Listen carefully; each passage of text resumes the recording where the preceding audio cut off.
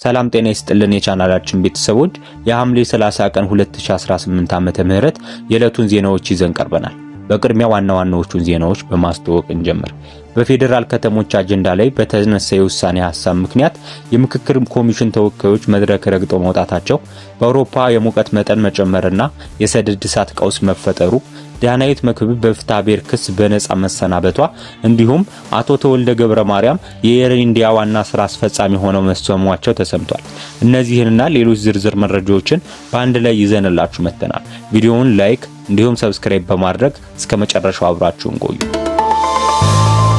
በፌደራል ከተሞች አጀንዳ ላይ የተነሳውን አዲስ የውሳኔ ሐሳብ በመቃወም የምክክር ኮሚሽኑ ተወያዮች መድረክ ረግጠው ወጡ።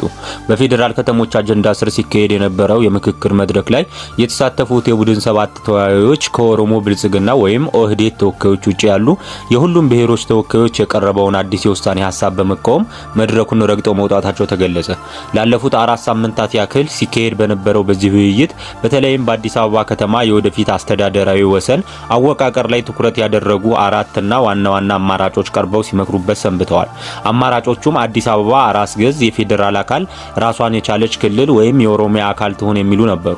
በውይይቱ ወቅት አብዛኞቹ ተሳታፊዎች ከተማዋ የፌደራል አካል መሆን አለባት የሚለውን ሐሳብ በስፋት የደገፉ ሲሆን ለምሳሌ 48 አባላት ባሉት አንድ ቡድን ውስጥ 44ቱ ተወያዮች የፌደራል አካል እንድትሆን ሲደግፉ፣ አራቱ ደግሞ የኦሮሚያ አካል እንድትሆን በሚል ምክረ ሐሳብ ማቅረባቸው ተጠቅሷል። በሌሎች ተመሳሳይ ቡድኖች ተመሳሳይ የድምጽ ውጤት እንደነበረም ተመልክቷል።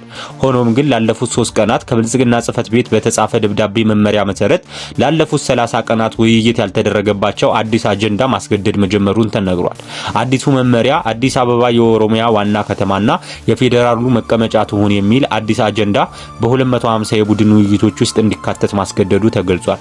ጸሐፊዎቹ ለአንድ ወር ሙሉ ሲወያዩበት የነበረው ምክረ ሐሳብ ወደ ኋላ መልሰው ይህንን አዲስ አጀንዳ በማስገበታቸው ምክንያት ከኦሮሚያ ተወካዮች ውጭ ያሉ የሁሉም ክልሎች ተወካዮች ሰነዱን አንፈርምም በማለት መድረኩን ረግጠው ወጥተዋል። ጸሐፊዎች ለአንድ ወር ሙሉ ሲወያዩበት የነበረውን ምክረ ሐሳብ ወደ ኋላ መልሰው ይህንን አዲስ አጀንዳ በማስገባታቸው ምክንያት ከኦሮሚያ ተወካዮች ውጭ ያሉ የሁሉም ክልሎች ተወካዮች ሰነዱን አንፈርምም በማለት መድረኩን ረግጠው ወጥተዋል።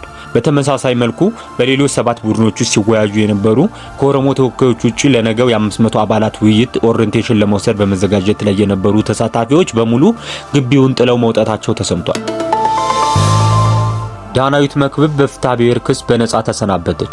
የታዋቂዋ የቲቪ ፕሮግራም አቅራቢና የሶሻል ሚዲያ ተጽዕኖ ፈጣሪ ዳናይት መክብብ ቀርቦባት የነበረው የፍትሐ ብሔር ክስ ውድቅ ተደርጎ በነጻ የተሰናበተች ሲሆን ከሷ ጋር በተመሳሳይ መዝገብ የተከሰሱ ሌሎች 4 ተከሳሾች ግን ጥፋተኛ ተብለው ገንዘብ እንዲከፍሉ ተወስኖባቸዋል።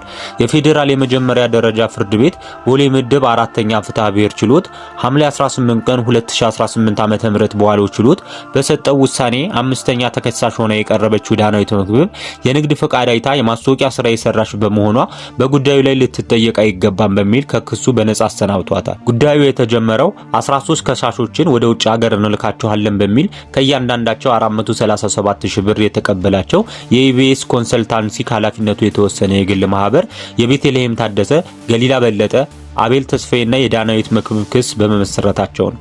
ከሳሾቹ የተወሰደብን ገንዘብ እንዲመለስልን በተደጋጋሚ ብንጠይቅም ተከሳሾቹ ሊመልሱልን አልቻሉም ሲሉ ለፍርድ ቤቱ አብራርተው ነበር። እንደ ኢትዮፒካ ሊንክ ዘገባ ለወራት ክሱን ሲመለከት የቆየው ፍርድ ቤቱ 4ቱ ተከሳሾች ጥፋተኛ ሆነው በመገኘታቸው በነጠላና በአንድነት የተወሰደውን ገንዘብ ለከሳሾቹ እንዲከፍሉ ሲወስን፣ ዳናይት መክብብ ግን በነጻ ተሰናብታለች ብሏል። በኢትዮጵያ ሙስና አሳሳቢ ደረጃ ላይ ደርሷል ተባለ። የተቋማት ሙስና አሳሳቢ ደረጃ ላይ መሆኑ በጥናት ተረጋገጠ። የፌደራል ስነ ምግባርና ጸረ ሙስና ኮሚሽን ሙስናን አስመልክቶ ያለውን ግንዛቤ የተመለከተ የዳሰሳ ጥናት በማካሄድ የመሬትና የገቢዎች ተቋማትን ጨምሮ በበርካታ ተቋማት ውስጥ ሙስና አሳሳቢ ደረጃ ላይ መሆኑን አረጋግጫለሁ ብሏል።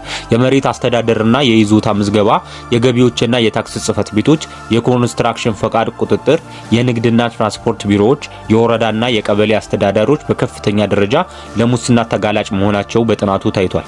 ኮሚሽኑ ለዳሰሳ ጥናት በተወሰደበት ናሙና ከ60 በላይ የሚሆኑት ኢትዮጵያውያን ሙስና በማህበራዊ በኢኮኖሚያዊና በፖለቲካዊ ተግባራት ከፍተኛ እንቅፋትና ችግር የፈጠረ አሳሳቢ ችግር መሆኑን እንደነገሩት ገልጿል።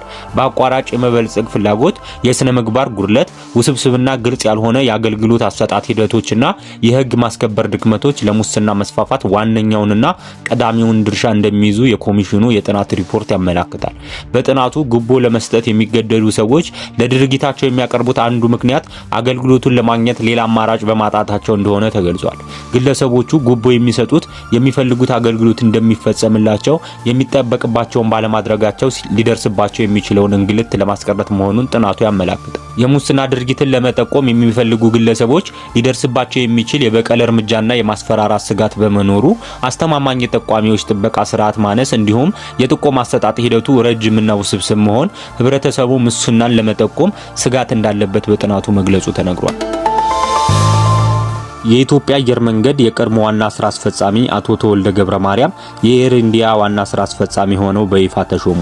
የህንድ ብሔራዊ አየር መንገድ ወይም ኤር ኢንዲያ የቀድሞውን የኢትዮጵያ አየር መንገድ ዋና ስራ አስፈጻሚ አቶ ተወልደ ገብረ ማርያምን አዲስ ዋና ስራ አስፈጻሚ አድርጎ መሾሙን አሳውቋል።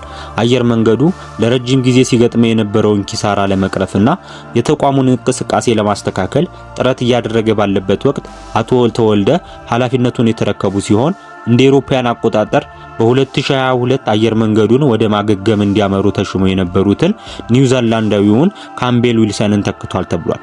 የዜናው ምንጭ ዘ ኢንዲያንስ ኤክስፕረስ ነው። አውሮፓ በእሳት እየተቃጠለች ነው።